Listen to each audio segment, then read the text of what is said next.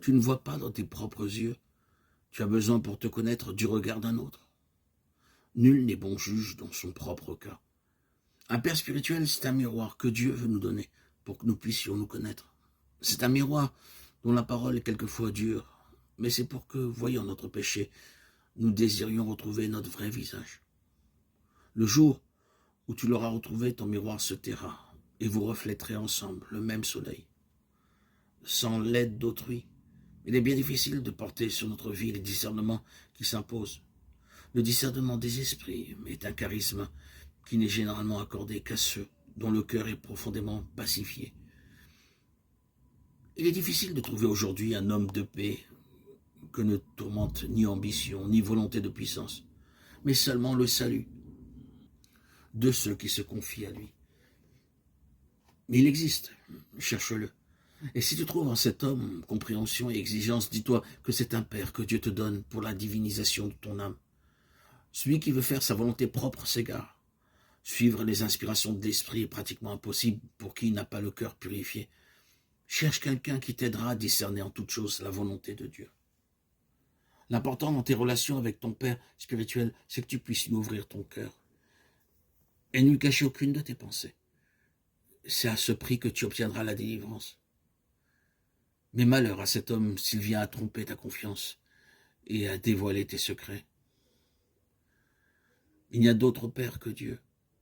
C'est par grâce que Dieu donne à certains de participer à sa paternité, c'est-à-dire à son intelligence et à son amour. Le Père spirituel est le coopérateur de Dieu. Il travaille avec l'Esprit, il aime, il combat et souffre avec lui, pour que soit enfanté l'homme nouveau en toi, non pas son fils à lui ou son disciple, mais le fils de celui-là seul qui est bon, et le disciple de celui qui est le chemin, la vérité, la vie. Plus grand est son effacement, plus grande son humilité.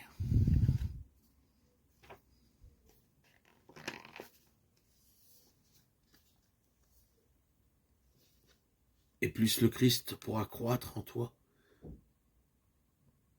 il faut qu'il croisse et que je diminue. Telle est la règle de tout père spirituel. Aujourd'hui, il y a peu de pères spirituels qui puissent être notre modèle en tout. C'est un vieux moine qui nous donnait ce conseil, soit comme l'abeille qui butine toutes sortes de fleurs. Elle prend à chacune ce qu'il lui faut de pollen pour faire son miel.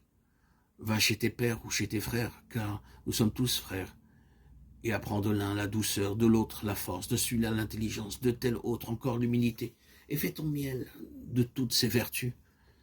Saint Paul disait à ses enfants spirituels et à ses disciples, « Montrez-vous mes imitateurs comme je le suis moi-même du Christ. » N'imite ton Père spirituel que dans la mesure où il imite le Christ. C'est une grande bénédiction que de rencontrer sur ton chemin un homme qui t'aide à planir les sentiers du Seigneur, à abaisser tout ce qui est élevé en toi et à combler tout ce qui est affaissé en toi. Tu seras délivré des deux plus terribles démons, l'orgueil et le désespoir. Remercie Dieu si tu rencontres quelqu'un qui est vraiment le souci de ton âme, ouvre-lui ton cœur et confie-toi à sa prière. Une pensée mauvaise produite au jour perd tout son venin. Ne cache donc aucune de tes pensées à ton Père spirituel. Et il n'y aura plus en toi de ténèbres,